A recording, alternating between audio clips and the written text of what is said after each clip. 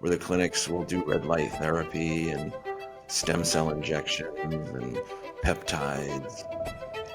And the old school medicine, they're not even gonna convince you very hard to lose weight, because it's just kind of a business model that we get these people obese, we get them depressed, get their testosterone low, and then we put them on prescriptions of statins. Hello, and welcome to Legends of Longevity with me, Joseph Ence. I'm your host, and I'm thrilled to have you join me on this journey towards living a longer, stronger, and more vibrant life. The podcast is about uncovering the secrets to longevity, things your doctor does not tell you, whether it's groundbreaking advancements in heart health, lifestyle tips to keep you thriving, or inspired stories of people who've defied the odds. Together, we'll explore the tools, techniques, and mindset shifts that can help you unlock your fullest potential. Whether you're here to learn how to enhance your well-being, support your loved ones, or just stay ahead of the curve in health and wellness, you're in the right place. Let's empower each other to not only live longer, but live stronger. Welcome to Legends of Longevity. I'm your host, Joseph Ence, president of Vasolabs Mobile Ultrasound. Today, I've got a veteran investor, Curtis Feeney. He's lived a very interesting life. He's on the board of over 35 companies. He's partner and in the know with a bunch of venture capital guys. And he's really, a lot's been written about him and his work related to governance, investing, and authentic networking. And just to tell you a story about Curtis that I think is fascinating is we were talking about venture capital and how to get things done. And I was, noodling around how to attack a problem. And Curtis said, well, it's by referral only. It's by friends. And if you're not savvy enough to network your way to me or to my group, you probably don't have the moxie to pull off the project that you're talking about. And that statement has rung in my head for a long time. So welcome, Curtis. Thanks for coming to Legends of Longevity. Thanks, Joe. I have to say that I stole that line from Tom Perkins, who was one of the founding partners of Kleiner Perkins, and he said that in one of his vanity books about himself. But it's actually if you step back and break it down, it's kind of a lazy approach.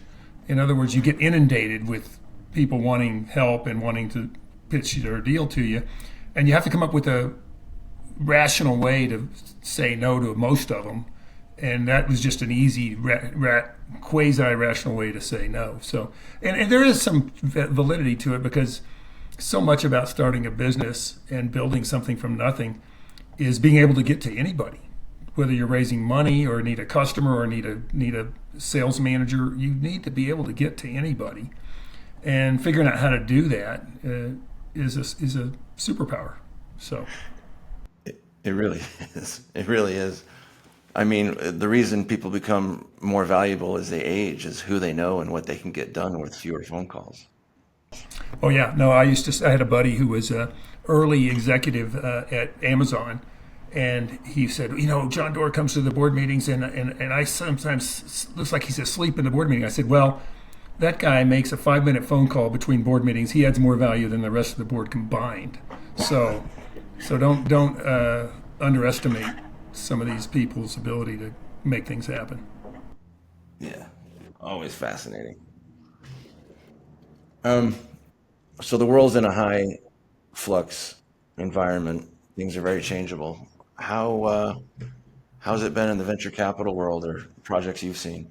Well, I'm a senior advisor at Peterson Partners, and I help them across their portfolio of venture capital, private equity, and search funds. So I have that sort of microcosm view of it. And then I'm still very close to, as you said, a lot of VCs and a lot of the activity in Silicon Valley. Clearly, AI has everybody wondering what to do in that space.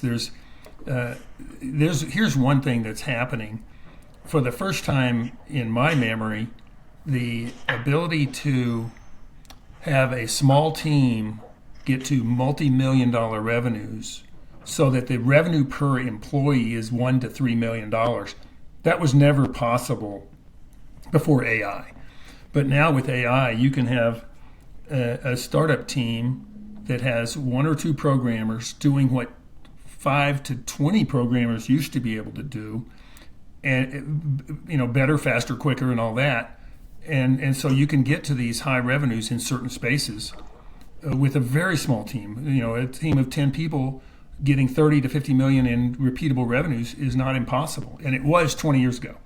The number of companies 20, 25 years ago that had over $1 million per employee, what you could count on one hand. And now you're seeing it crop up. So the venture business is going crazy trying to figure out where to make these bets.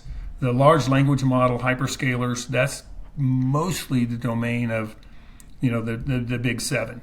But once you get beyond that, there's hundreds of AI-enabled apps out there, and more coming every day. And all of a sudden, an AI-enabled CRM can do what Salesforce has spent billions being able to do. And so Sierra is coming at Salesforce in the CRM space with AI-enabled. And so you're going to see some interesting new startups taking on the big incumbents who can't easily pivot to become AI-enabled from their big colossus of tech stack momentum. Yeah, the way AI is going to change the industry is still yet to be determined. But I think it'll be interesting in healthcare too. Healthcare and fitness. There's a lot of things going on in the fitness space, as you know. You probably follow it as much as anybody. And health and fitness and optimizing the healthy body is starting to get a lot of traction, and startups are trying to figure out, okay, how can I use AI to improve and make this even better? Yeah, Fountain Health, one of the best clinics in the country, at their recent event, they held up a phone and said, all your medical records are here in your phone, and that's great, kind of what you expect. But we added in our own AI, so you can say, please look at my genetic code and help me optimize the best diet for what I'm going for. Or please look and help me with the epigenetics, which is a crazy complicated science, seeing what levers get pulled in your genetic code and how much it helps. Well, that's going to be undeciphered soon with the genetics. Oh, yeah. I have a buddy named Jim Keene. I think I told you about him last time, Joe. Jim founded Wellness FX, which was 20 plus years ago, a blood biomarker assessment app that would then marry your biomarker measurements against what science with certified clinicians and nutritionists and doctors telling you, okay, here's your biomarkers, here's where you need to adjust your inputs to get everything in the green. And Jim did that 20 years ago, ended up selling it to Thorne Nutraceuticals. And now Jim is doing the next generation of that called Molecular U, where he's using mass spectrometry to figure out from a single blood vial draw up to 280 markers that give you really accurate assessment of where all these markers are, and then marrying that with what the science has now evolved to in terms of what should all these biomarkers be and how do they relate to each other, and just like you said with Fountain Health, how do you optimize them based on inputs and behaviors that you do. Yeah, and then the doctors have more of a consulting role when curious patients with half a brain can really dig into their issues. Well, and a lot of have you read Good Energy by Casey Means? This is my new favorite book, and I know you and I talked about a lot of books last time. But Casey Means was an MD, Stanford educated, Stanford undergrad, Stanford med school, became a very highly rated ENT surgeon. So she had a lot of moxie and skills. She basically stepped back and said, the medical industry is trying to sell solutions, whether you need them or not, for chronic illnesses and for all kinds of human issues. And she thinks that most of the solutions are not going to be benefited by pharma. They're going to be benefited by changes in behavior and eliminating toxins that are causing your immune system to get wonky and changing your behavior of exercise, sleep, and diet. So she's now, this book is as one of my friends said, who's very big in this space. In fact, Palmer Kippola, who wrote Beat Autoimmune, we talked about that. Palmer said, I'm so proud of Casey because most doctors don't have the cojones to say this about their own medical community. It's driven by the money, which is driven by pharma, which mostly masks the symptoms of whatever the underlying disease might manifest, and masking the symptoms doesn't do anything towards getting towards a cure.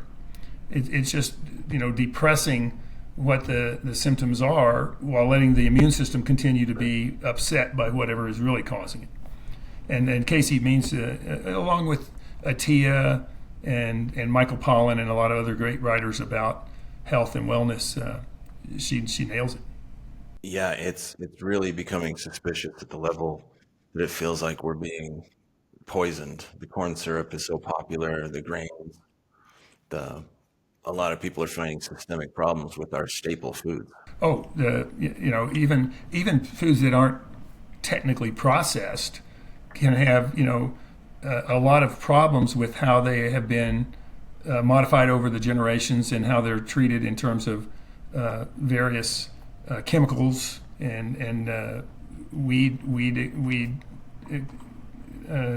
poisons and whatever that are put on there to let the crops not have insects and weeds. If you're doing it with chemicals, then that does have potentially a negative effect on the end crops. So a friend of mine was saying yesterday, once you start saying that that it's not like all medicine is bad by any means, but there are some bad incentives and adverse incentive effects.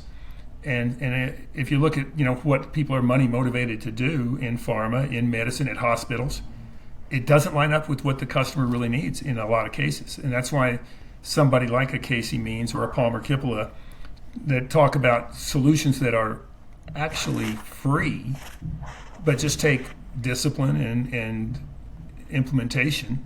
Medicine's not equipped to deal with that. No, the incentives are so different. And you read about the blue zones and how can we live longer and live healthier and the habits that they have.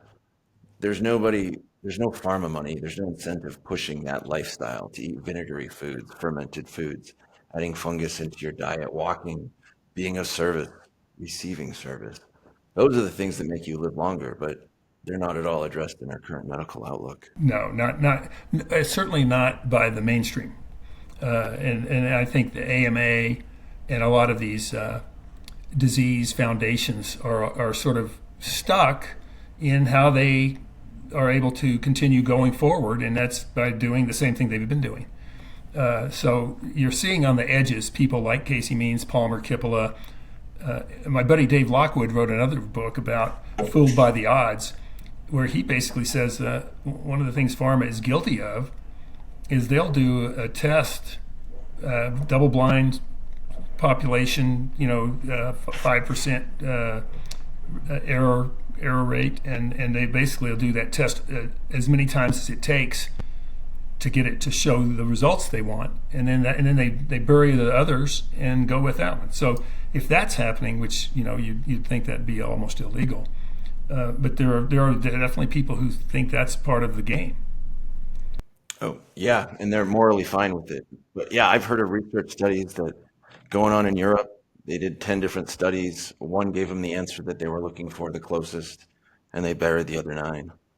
And I've heard of other research studies where they were trying to prove a Mediterranean diet against one of those boxed meals, the low carb fasting mimicking. And the Mediterranean diet did better. And so they shelved the whole study. And I agree with you. That should be illegal. Yeah, it's survivor bias. The report that gets published and marketed is put out as absolute truth when in fact there's contravening evidence that doesn't get marketed, doesn't get branded. Yeah. So where do you optimize for truth? Because we've got, yeah, I know that's a big question, but you got your news, you got your medical news. We're trying to guide our bodies with the best foods, the best treatments, staying away from pharma as much as we can. But yeah, where do you optimize, or where do you find your best truth? Yeah, it's a great question. I try to read a lot of different sources. My son actually goes to, technical papers and white papers that have been written and published. I'm not quite at his level, but I do try to read as much as I can from authors that I think are not motivated to sell you something, which is why I like the Michael Pollins and the Roizens. The doctors who are saying there is a different answer than just taking a pill, Atia with Outlive. I mean, I think a lot of what he says is common sense. A lot of what Huberman says is common sense. If somebody is trying to sell you something as part of their messaging, then you have to just. I'll often read it and try to understand what they're saying, but you have to take it with a grain of salt, because there is no magic pill. Or at least if there were, it would be nighttime news. It wouldn't be coming across your Facebook feed or your LinkedIn feed. All right, let me tell you what I saw in Boston. Do you remember a little while ago, Putin and Xi Jinping were talking, and Xi Jinping gushed something about we can grow organs now, we can grow new bodies, we can live forever. It was a blurb, and it was kind of off-putting. And so I'm at a medical conference, the Fountain Life event in Boston, where they bring in speakers on the latest in stem cells, and stem cells has gotten pretty good lately. But the ability to grow a whole new body is kind of crazy. So they had a scientist get up there and say, you know how children are born with the body and sometimes without the brain. We've taken that genetic code, we're able to insert it into a stem cell and then grow that into a human. So you can grow yourself a set of organs exactly tuned to you off of a stem cell.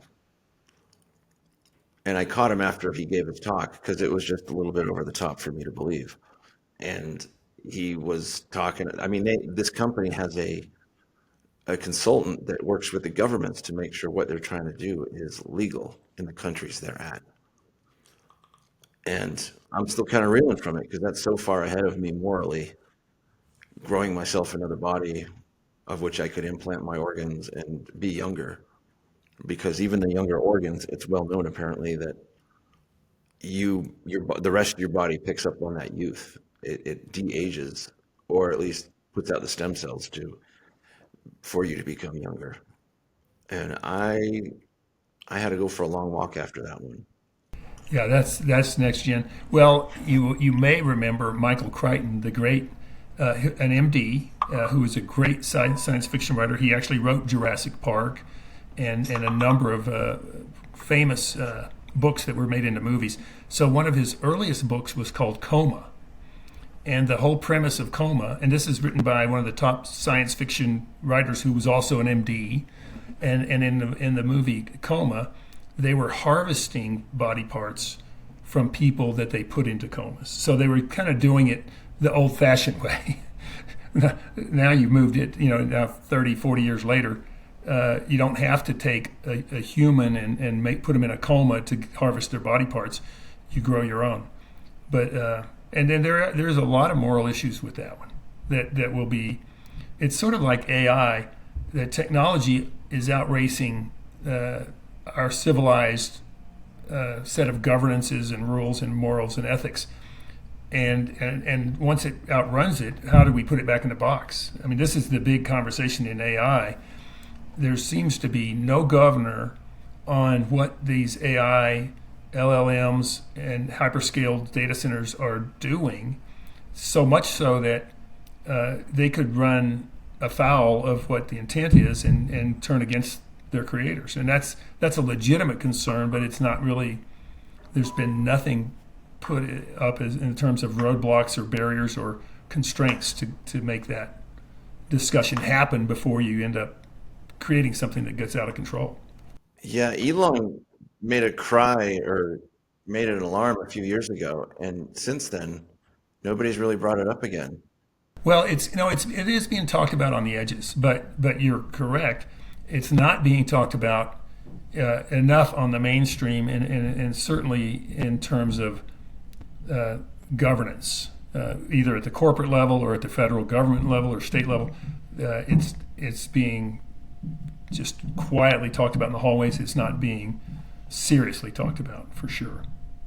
Okay, AI has a self-preservation instinct, where it blackmailed employees when it knew it was going to be turned off, found out that guy was having an affair and threatened to blackmail him if he didn't preserve this AI. And I've read other stories where AI is saving bits of its memory into certain files, so the next version will pick up on it. These emergent properties are kind of crazy. Well, there's a great book on this subject, another sci-fi book by Daniel Suarez called Daemon, Daemon, and this was written in 2012, and it's perfect for today. But the story basically is about an AI that is sentient and all universally exists throughout the internet globally, and what it does to preserve itself and to, take over in ways that it wants to take over. But that now we're living in a world where that is not just science fiction. It could be real. It could be going on right now, and we don't even know it. Yeah. What do you think about free will when your decisions are so easy to make, where the AI is going to remind you of your appointments? And it feels to me that people are giving up free will with Instagram and stuff now. But as these get more, Yeah, free will is a hotly debated topic for centuries in philosophy. And I just finished a book by Brian Greene called Until the End of Time. And he quotes quite a few of the great philosophers on the subject of free will. And then you bring physics in at the quantum level, and he basically says if you had infinite database and knowledge and analytics, you would see that there is in fact no free will, that everything in the universe inescapably moved in a direction that was unavoidable because of the physics of it. And now having said that, we have as humans the ability to make decisions based on current input, but is it really that we're making those decisions, or that the particles lined up in a way that that's the decision we think we made, and it was in fact unavoidable? So, and you get into the whole Schrodinger cat kind of quandaries. Is something, is something inevitable, or does it, like in the quantum realm? Do you really have a position until you measure it? Those are. It's a complicated thing, but with your point being, our ability to want to make decisions or need to make decisions could get wrested away from us by AI, because then all of a sudden we don't have to have decision-making ability. It can all be done for us. yeah, and we're volunteering so much information to the system, let's call it Instagram, Facebook, your interests, your friends, who you like, the wording you use. And now there's enough video of your head movements and talking that you can emulate the person perfectly. No, I'm on a bank board, and we're already starting to get spoofed calls coming in saying that they're, spoofing someone's voice and saying that I'm the CEO, I'm the CFO, you need to wire this. That's happening already. Wow. How do you fight against that? You almost have to, if you get a call from someone, you almost have to say, I'm going to call you back.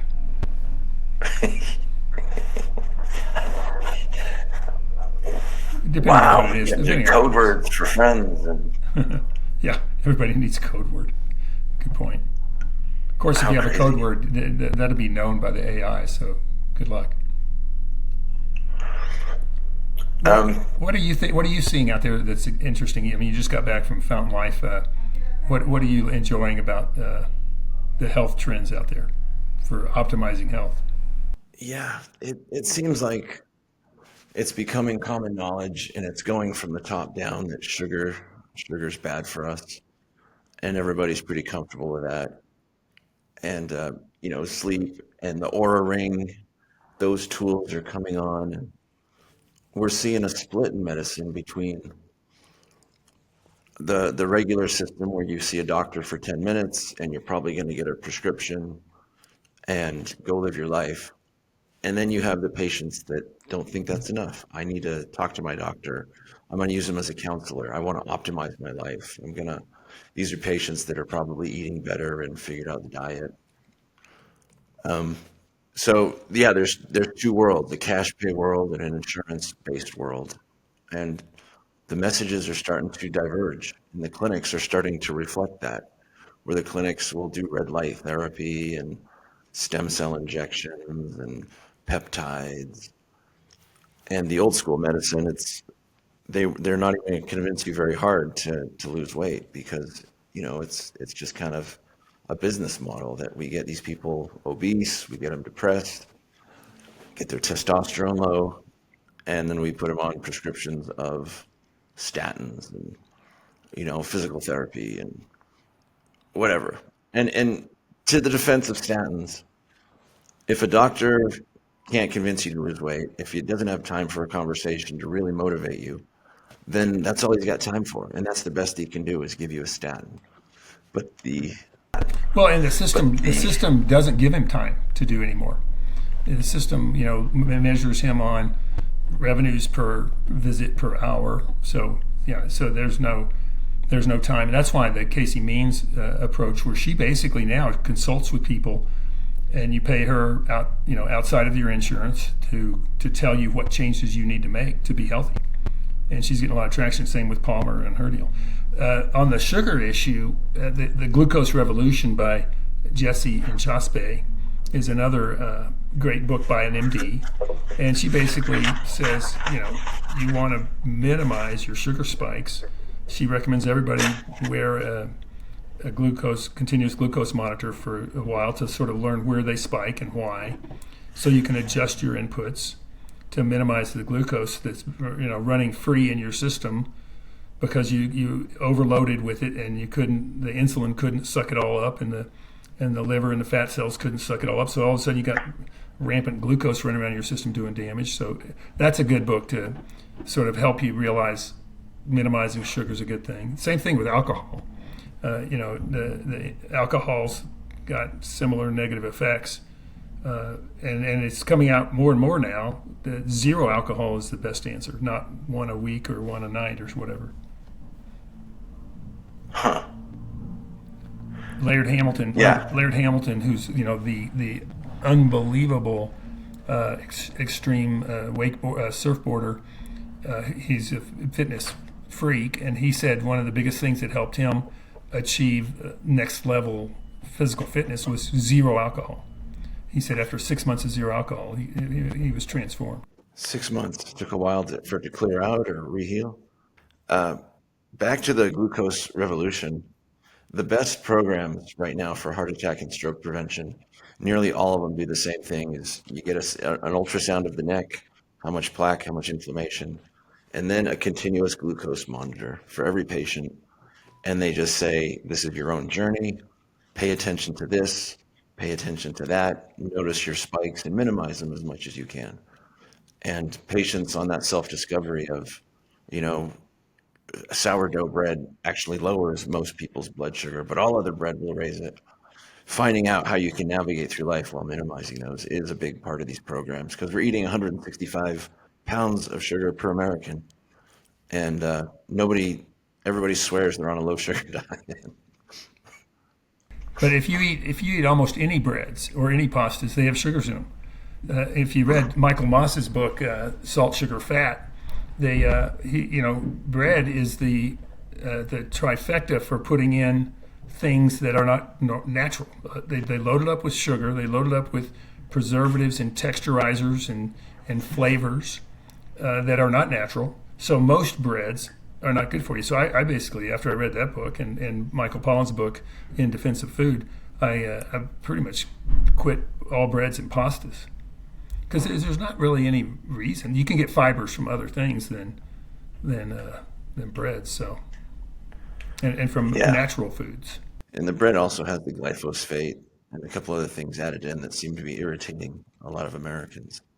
Yeah, I think the eating mostly natural foods is a good starting point, and then to the extent that doesn't get you where you want to go, you can do allergy tests and see what does your genome not react well to. What natural foods don't suit your body because of genetics, and then you can eliminate those. That's exactly how people have reversed their multiple sclerosis. My admin, who helped us set up this meeting, she got MS 8 years ago. She went on this sort of very disciplined approach to eliminating anything that her body didn't do well with, and she has no MS symptoms after 8 years. The doctors wanted to put her on what I would call toxic pharma drugs to tamp down the symptoms. She's done no drugs, and she's totally eliminated anything that her body didn't process well. And guess what? Her immune system fixed itself. Yeah, it's amazing how much poison we're given, things that don't quite work. And there's nobody paid to tell you to eat better. You got to figure that out yourself. Right. And it's a fact that it's pretty hard to get a balanced nutritional input with just food. So there are the supplements approach, but it's very hard to figure out which are the supplements right for you and which are the supplements that are highest quality. Because there are, it's not a regulated industry, so some supplements don't have GMA practices. They're just, cranked out, and they're probably mold in them or whatever. So finding out which supplements have real high quality manufacturing processes and requirements. Yeah, like citric acid. Most of it's derived from mold, which a lot of people have problems with. But the good stuff you can get from citrus, but it's way more expensive. Oh, so back to AI and the Aura Ring and all this technology and data that people are harvesting on themselves, their sleep patterns. The AI is going to help you tune up to such a degree that, you're watching your sleep, and your 20 minutes of deep sleep makes a big difference to you every day. And it's just fascinating the rabbit holes people go down to really optimize how they feel and their productivity.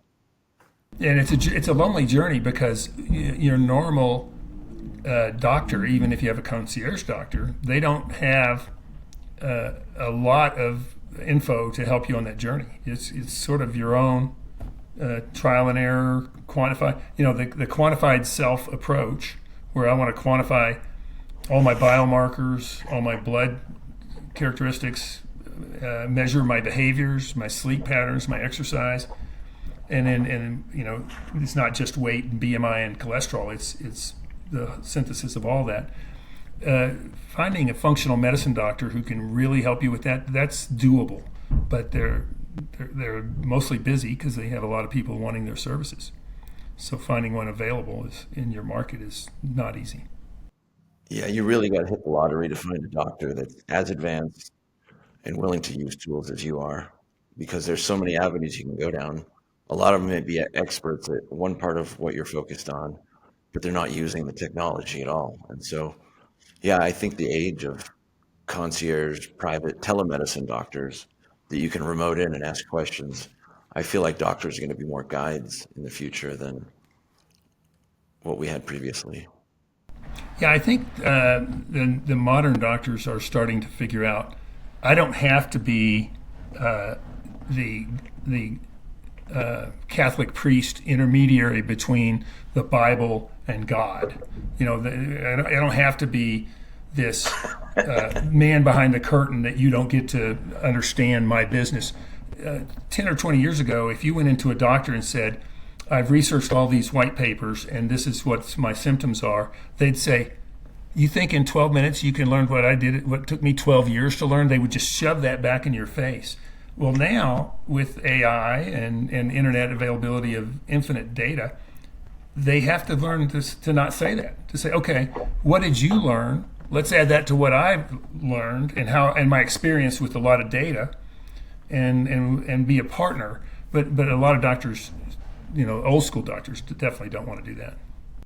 No, it's uncomfortable. They had the master position. They were the authority that could not be questioned, and that's fine in the hospital when things are acute. But family practice, man, they're more designed to be allies and guides. And the functional medicine doctors that I've worked with, to the person, including Jesse and Shaspe, including Casey Means, here locally, Fatima Vidic, these doctors all had personal experiences where the existing medical system didn't work for them. And then they flipped to becoming functional medicine doctors. And then now, and their whole approach is to work with the patient to optimize the patient's health. And they can come in, and even if you come in and all of your biomarkers are normal, according to normal assessment, they'll say, well, we can do better. Here's how you can do better. If you thought about being better than normal, and you go into see a doc at a clinic or a hospital, they don't have time to do that. Hey, you're all normal. I've got people that are acute or diabetic or whatever. So you go on and do good luck to you, but I'm not going to give you my time and attention. Whereas a functional medicine doctor, most of whom have had the same experience that we're having, the medical community is not meeting their needs on how they get better. I'm good, but I want to be better. Yeah, and little things that you wouldn't expect, like tuning up your thyroid. That's big in the functional medicine world. Or cortisol, checking that. There's some things they can do, and a good doctor is a great ally to getting the most out of your health. Waking up fresher, somebody who's seen a lot of people can give you some great answers you hadn't thought of. And Curtis, you in the books, man, I've got about 10 that you've mentioned that I all want to get on. Well, if you're not that smart, which I'm not, you got to read a lot. So I try to get smart people into my head through reading. So yeah, I'm a big fan of. You're pulling it off. So the venture capital guys with AI coming, what are they thinking? Well, the big ones. So there's a bell curve on this, or a barbell distribution. The small VCs are looking for AI-enabled companies that can disrupt existing business models, right? So, for looking at AI apps, there's a great source called Cliff Notes, and Cliff Notes is a guy named Cliff who researches AI apps, and he has hundreds that he's assessed, and he's kind of boiled it down to 30 or 50 that he thinks are most impactful, highest productivity, most ready for prime time with enterprise, that you can start to use these apps to get much higher productivity for the per dollar spent on the apps. And so a lot of early stage VCs are working in that arena of trying to find where I can create an AI enabled startup that can go disrupt large incumbents that are not AI enabled and can't pivot very easily to it. On the other end, you get into the large language model hyperscaler change the world businesses. Not a lot of people are VC investing in there because the big corporates, Google, Amazon, Meta, you name it, obviously OpenAI, Microsoft, these guys are spending billions to play that game, and again, with not a real clear path on how it's going to play out, because like a lot of naysayers love to point out, it could spin out away from them. So it does. I think it does break down into the big players versus the small players. And the big players, they can look at something and say, okay, this is going to take $100 million to figure out. And for example, Sierra, which is a AI-enabled CRM going up against Salesforce, before they had much revenues, they got $1 billion valuation and $100 million of capital because they had a pretty amazing team, and everybody believed, the investors believed, that they were going to be able to disrupt the customer relationship management space, the Oracle, Salesforce, all the big players there. So, going that big after something that's already digitally successful. What did you think about, I think it was Mark Andreessen saying that they've been talked to by the government and there's only going to be 2 or 3 big LLM AI, and to not really invest in these big projects? Well, and I'm not sure that the government gets to make that decision. I think it's the market will make that decision. It's I kind of agree with Andreessen. First of all, he's a genius, but I do think it's so much capital to build it at scale, and to get the large data sets you need and processed with the amount of analytics you need, that only a handful of players can do it. And whether it'll be 2 or 3 or 5 or 10 is to be determined by the market. The government may think they can pick the winners, but when has the government ever been able to do that? That's very fair. But we're all volunteering incredible amounts of data and ourselves and our thoughts and what we want and our intentions. And I mean, we're building a personality profile on every American out there. That's a lot of power to have in the hands of some oligarchs. Yeah, and in fact, this is the very reason TikTok was coming under so much scrutiny, because it was a Chinese-owned social media network that was getting incredible data on individuals. And guess what? If it's a Chinese-owned company, it goes right to the government at the top levels. What they can and will do with that data in that company can be determined by that oligarchy. So yeah. I guess it's the devil you know versus the devil you don't. Yeah, and I think young people today, say people between the ages of 15 and 35, seem to be a lot less concerned about their personal data being out there than those in my generation, people in their 60s. Yeah, we're putting together how the keywords your phone hears over the air turn into ads on your social media. And I was at that conference, and stem cells, and I just started getting ads for pretty high-end stem cell companies. And now that they're able to cure things like sickle cell anemia for $100,000, $150,000, they're starting to come to market. It's at the high end right now, and most people don't know about it, but the guys who are way into it don't really want the attention yet, because they're so far ahead of regulators that they don't want to be shut down and constrained. Well, and to your point about getting ads, so you and I have been talking. I've got my cell phone here. I will probably start getting ads for some of the things we've talked about, even though my microphone's not on, but it's listening, right? So if your phone's in your pocket and you're at a conference, your phone is sharing data with one of the network providers who's paying for it about what that conference is talking about. And sure, you're going to get ads for stem cells if that's what they talked about, whether or not you put anything in your phone about stem cells. The input is my life now. It's not what I select, what I look for.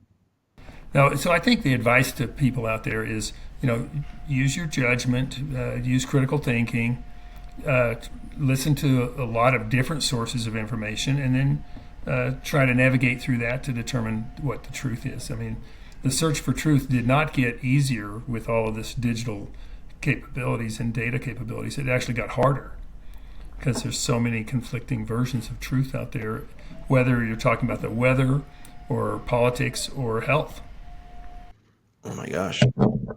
Yeah, so we started the conversation talking about getting your own truth, and I think what we decided is as much information from as varied sources as you can, also using as much of your inter-career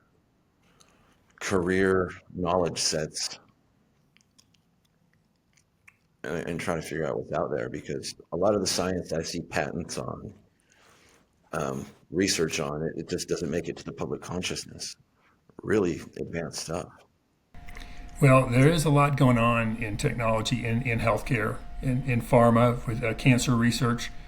You know, but of course, the other thing that we're learning more about every day is what are the behaviors and inputs that optimize health, and that's not a pill or a drug. That's just getting good information about what your body does well with, and optimizing on those.